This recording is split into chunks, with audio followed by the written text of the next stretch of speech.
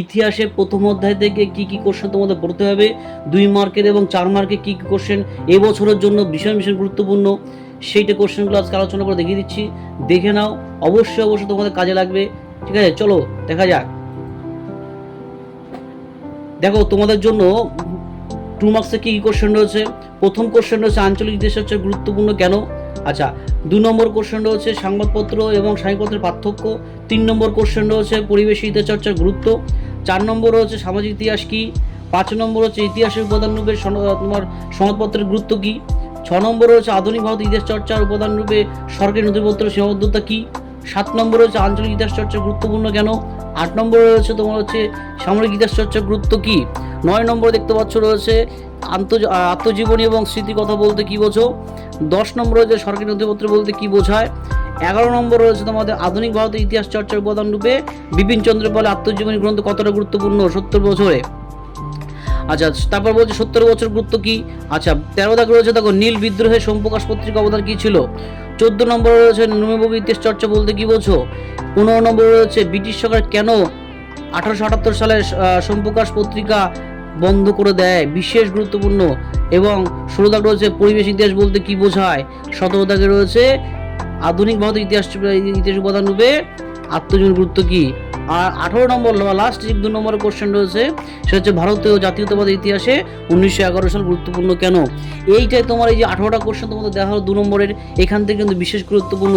মনে রাখবে প্রথম অধ্যায় থেকে 2 নম্বর 2টো কোশ্চেন আসবে। আচ্ছা, এবার চলে আসি 4 নম্বরের কোশ্চেন কি। 4 নম্বরের কোশ্চেনের মধ্যে আমাদের রয়েছে কি কি দেখে নাও।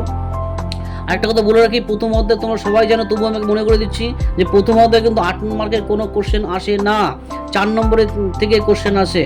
প্রথম এবছরের জন্য বিশেষ গুরুত্বপূর্ণ যেটা হচ্ছে নতুন সামাজিক ইতিহাস চর্চার বৈশিষ্ট্য কি।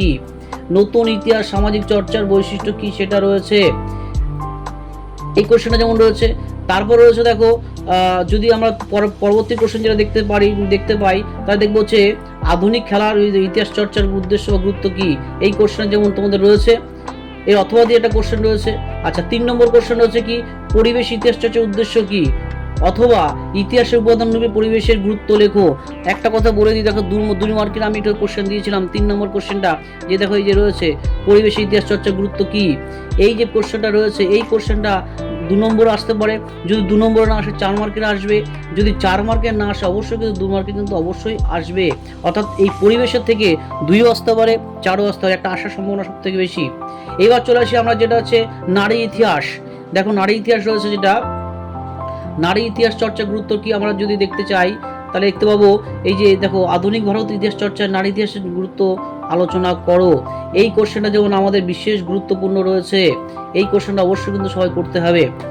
এবার আমরা কয়টা আত্মজীবনী আমাদের এখানে রয়েছে, যেমন আত্মজীবনী রয়েছে আমাদের কি কি, আমাদের এখানে 3টে আত্মজীবনী আমাদের রয়েছে। সেই 3টে আত্মজীবনী থেকে কিন্তু আমাদের কিন্তু একটা কিন্তু আসতে পারে। তাই এখানে দেখো 3টে আত্মজীবনী একসঙ্গে দেওয়া যায়। 70 বছর জীবনের ঝরাপাতা জীবন স্মৃতি, 70 বছর রচনা করেছে আমাদের হচ্ছে বিপিন চন্দ্র পাল। জীবনের ঝরাপাতা হচ্ছে সরলাদেবী চৌধুরানী, আর হচ্ছে জীবন স্মৃতি হচ্ছে বিশ্বকবি রবীন্দ্রনাথ ঠাকুর। এই 3টে টপিক থেকে একটা টপিক কিন্তু বিশেষভাবে গুরুত্বপূর্ণ আসতে পারে। আরেকটা কোশ্চেন যেটা রয়েছে এটা ততটা গুরুত্বপূর্ণ, তবুও দেখলাম যে বেশ ভালোই গুরুত্বপূর্ণ রয়েছে।